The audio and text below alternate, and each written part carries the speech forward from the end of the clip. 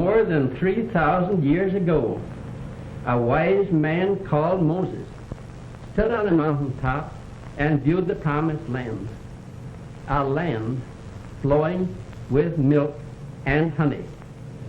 Today, the wise, up-to-date, progressive dairy farmers in every dairy district of this fair land of ours may look forward to that day when their neighborhood will truly be a dairy land flowing with milk and money.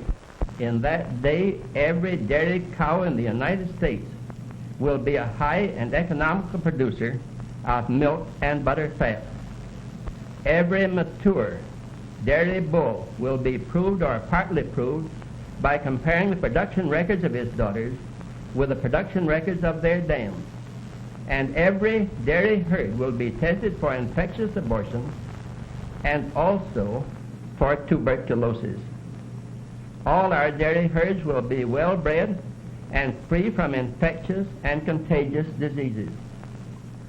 In that day, every intelligent dairy farmer in the United States owning 10 cows or more will belong to a dairy herd improvement association or will manage in some other way to keep production, feed costs, and income records of his cows.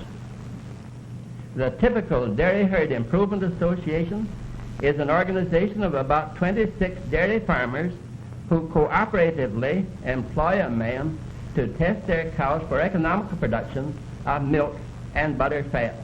One day of every month, the tester weighs or measures the feed of each cow in the herd. He weighs the milk of each milking. He takes a composite sample of her day's production, and he tests her milk for percent of butter fat. The first association in this country began work in Newaygo County, Michigan in 1906 with 239 cows on test. Now there are more than 1,000 associations in the United States testing 500,000 cows. The average butterfat production of the cows on test in 1906 was 215 pounds. Now in 1,000 associations, it is 306 pounds. The records are computed in the field by the testers.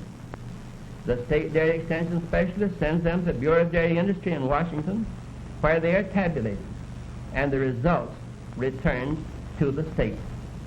Among other things, the studies of the records have shown that the cows that freshen in the fall and early winter win out on an average over all others in production of milk and butter fat per cow. Registered cows on an average excel the grades in production of milk and butter fat per cow and in income over cost of feed.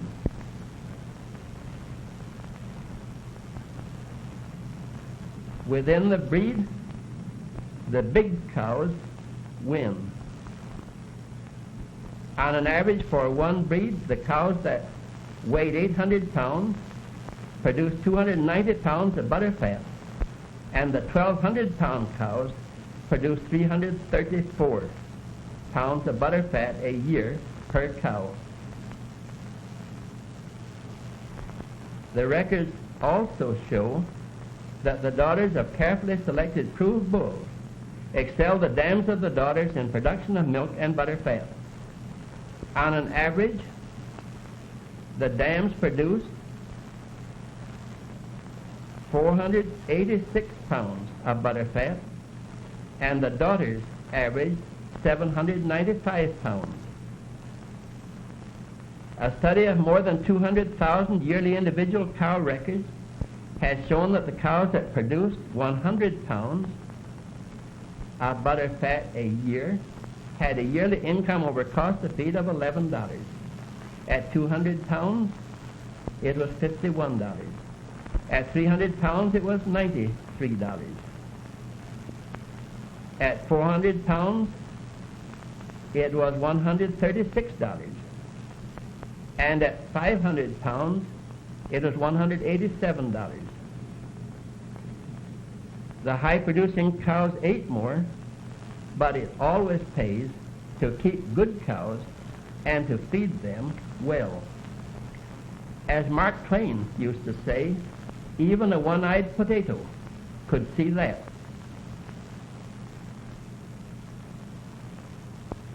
The feed records favor clover, alfalfa, silage, grain, and good pasture. Yet a friend of mine says that down in his neck of the woods, a pasture may be defined as a fenced-in portion of the earth's surface on which grass does not grow. An old Quaker sold a cow that he claimed gave 5 gallons of rich milk every day. When she gave but 3 and the buyer complained, the Quaker replied, "Nay, nay, my friend, thee should have bought my pasture too." A Virginia farmer was the owner of 14 cows. After joining a dairy herd improvement association, he discovered that 7 of his cows were very profitable and that 7 were decidedly unprofitable. He says that the records reminded him of the old Hebrew-Egyptian story of the 7 fat years and the 7 lean years. For as the 7 lean years ate up the 7 fat years, so his 7 poor cows ate up the profits the other cows made. He sent the 7 poor cows to the butcher. Now he makes a fair profit from his dairy herd. Domestic animals are supposed to be the slaves of man, but the man who owns a low-producing, unprofitable dairy herd has this idea reversed. He himself is a slave to his dairy cows. Every day all summer long he turns them out to pasture in the morning and brings them home again at night. Every day all winter long he feeds them grain and hay, cleans and beds their stable, and furnishes them with pure fresh water to drink. To me it is almost incomprehensible that so many otherwise intelligent dairymen will go on milking, feeding, and caring for low-producing, unprofitable, scrub dairy cows when there are in this old world so many other and more worthy objects of charity.